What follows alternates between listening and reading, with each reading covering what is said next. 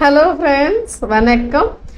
சமீபத்தில் கணவன் மனைவி பிரச்சனைன்னு வரும்பொழுது அது புதுசாக கல்யாணம் ஆனவங்களா இருக்கட்டும், இல்லை 10 வருடம் ஆனவங்களா இருக்கட்டும், மனைவிகள் வைக்கக்கூடிய பிரச்சனை, என்னுடைய கணவர் என்னை புரிஞ்சுக்க மாட்டேன்றாரு, ரொமான்ஸா நடந்துக்க மாட்டேன்றாரு, வேல்யூ பண்ண மாட்டேன்றாரு, பாராட்ட மாட்டேன்றாரு, எப்ப பார்த்தாலும் செடுன்னு பேசுறாரு.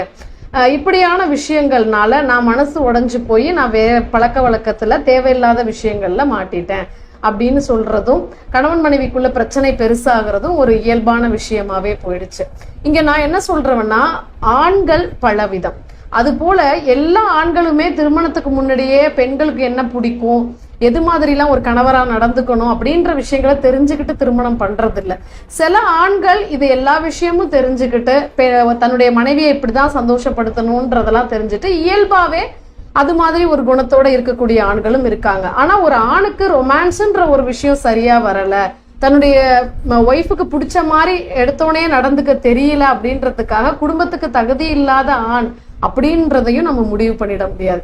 ஒரு குடும்பத்துக்கு தகுதியான ஒரு ஆண், குடும்ப தலைவன், கணவன் அப்படின்னா அவனுக்கு ஃபர்ஸ்டா இருக்கக்கூடிய தகுதி, தன் குடும்பம் தான் முக்கியம், தன்னுடைய மனைவியும் மக்களும் தான் நமக்கு ஃபர்ஸ்ட் ப்ரியாரிட்டி அப்படின்ற உணர்வு அவங்கிட்ட இருக்கிறது மிக முக்கியம்.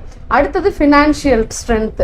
அதுக்கப்புறம் தன்னுடைய மனைவிக்கு ஏதாவது ஒரு விஷயம், உடல் சார்ந்த தொந்தரவுகள் வரும்போது தன்னுடைய மனைவிகளையும் குழந்தைகளையும் கேர் பண்றதும் தாங்குறதும்.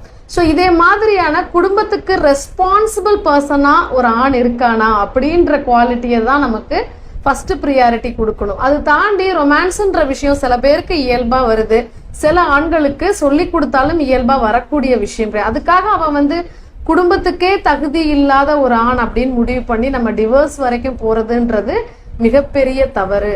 ஸோ அதனால எதா இருந்தாலும் உங்க கணவருக்கு புரிய வைக்க ஓப்பனா நீங்க உட்கார்ந்து பேசி புரிய வைக்க ட்ரை பண்ணலாம்.